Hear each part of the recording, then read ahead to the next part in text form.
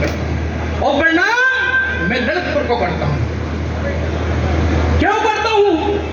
आचार्य भगवंतेश्वर विद्यासागर जी महामुनिराज के कहीं मस्तक में सर्वाधिक कोई जहर चलता है तो उसका नाम ललितपुर हुआ करता है।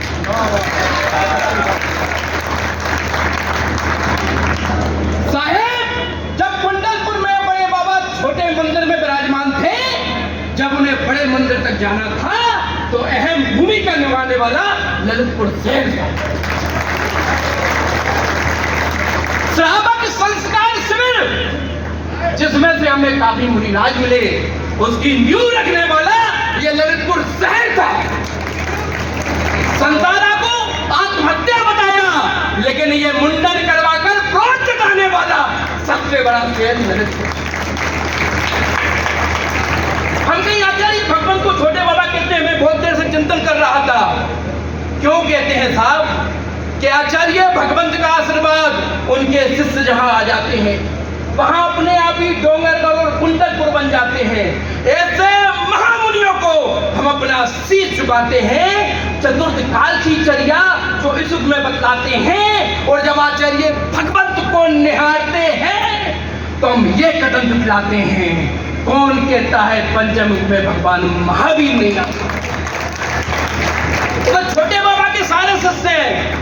इतने साहब मैं प्रणाम करता हूं कि छोटे पहलवान नरेंद्र चाचा, इनके भी साहब तमाम चेले। हम छोटे छोटे कहते हैं, लेकिन ये करते क्या है कि छोटे पहलवान के ये सारे चेले कहलाते हैं और नाम छोटे पहलवान, काम बड़े बड़े कर जाते हैं।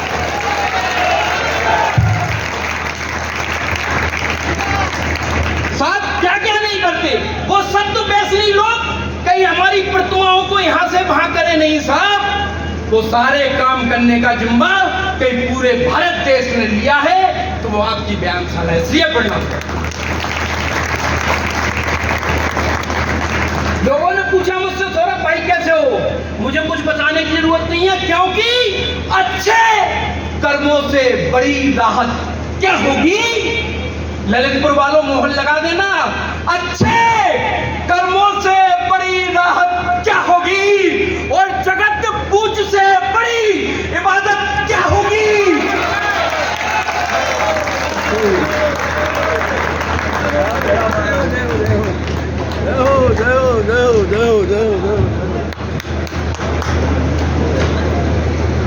मेरा एक छोटा सा निवेदन, आप बाद में भाई साहब सारी मालाएं पहना लेना, बस मुझे जरा सा सुन। मैं बहुत डरा हुआ हूँ साहब, ललितपुर से लोग डरते हैं, लेकिन अब डर मत क्या साहब, अपनी प्रणाम इसलिए भी करता हूँ कि जिनकी शादी नहीं होती वे ललितपुर ही ठिकाने लगते हैं।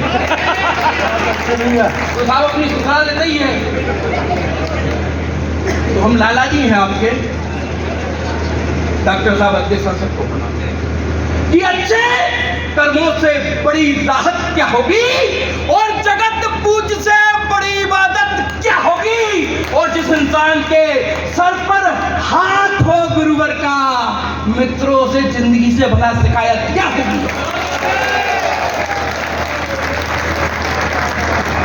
देवघर से बिहार की आचार्य भगवंत ने, जब एक व्यक्ति मांस आयात निर्यात करता था, आचार्य भगवंत ने जब उसकी नाव का में अपने चरण रखे, उस व्यक्ति ने आजीवन मांस आयात निर्यात का अपना बिजनेस त्याग दिया। ये गुरुदेव के चरण होते हैं साहब।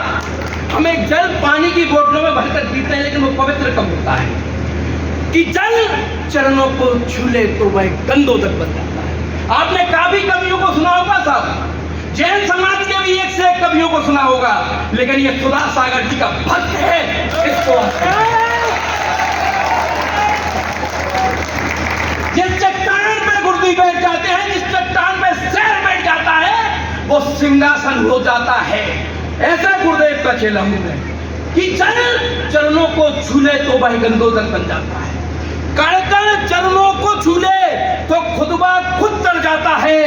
पलक झुके तो कई क्षेत्र जब कुंडलपुर बन जाते हैं, वो उठे पलक तो देवगढ़ से क्षेत्र नजर आ जाते हैं, और चरण उठे तो पता नहीं कहां बिहार कर जाते हैं। चतुर्थ काल की चर्या जिनकी आगम ही सिखलाते हैं, और तो मस्तक सारे झुक जाते हैं।